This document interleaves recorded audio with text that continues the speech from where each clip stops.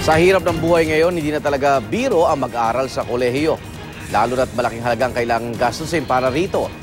Kaya naman daan-daang mag-aral sa Caloocan, magdamag pong pumila sa isang universidad sa pag-asang makakapagparehistro at makakapag-aral doon ng libre.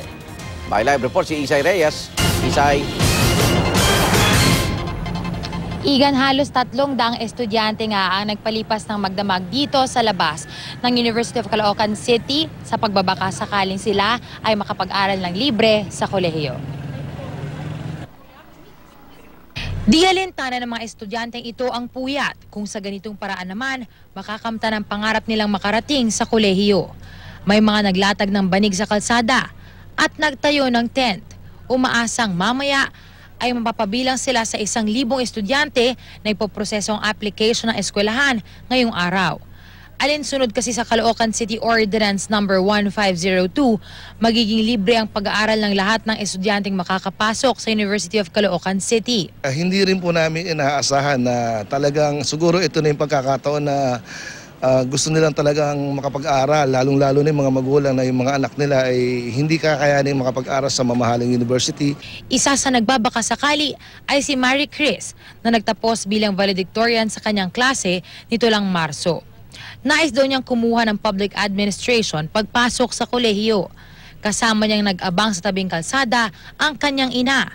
Pang-600 sila na kahapon pa ng alas 4 nag-aabang.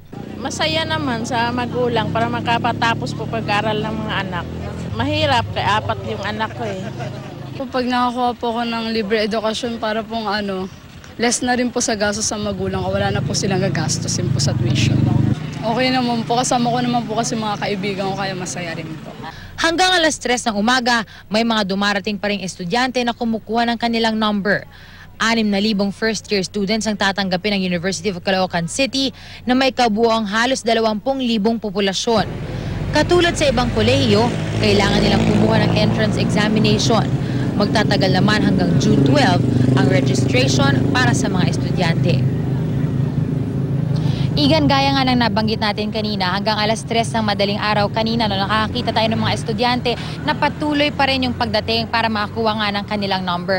Nasa 4,000 pataas na yung nakita natin at nakalagay din doon kasi kung anong date sila dapat bumalik, which is sa 4,000 pataas, babalik sila ng April 17. Pero sa kabila nito, Igan, hindi pa rin sila talaga natitinag. Narito pa rin sila kahit na nakalagay dito na bumalik na lamang sila, ay nais nila manatili dito nang sa gayon daw ay masigurado nila yung chance nila na makapag-aral nga ng libre sa kolehiyo. At sa kasalukuyan nga, ayan, nakita natin ng live video ng dami ng tao dito sa labas ng University of Caloocan City at sa loob nandoon na yung mag-undergo ng proseso ng registration at lahat nga sila ay hopeful na ngayong araw ay maging maganda yung resulta ng kanilang pananatili dito. Igan?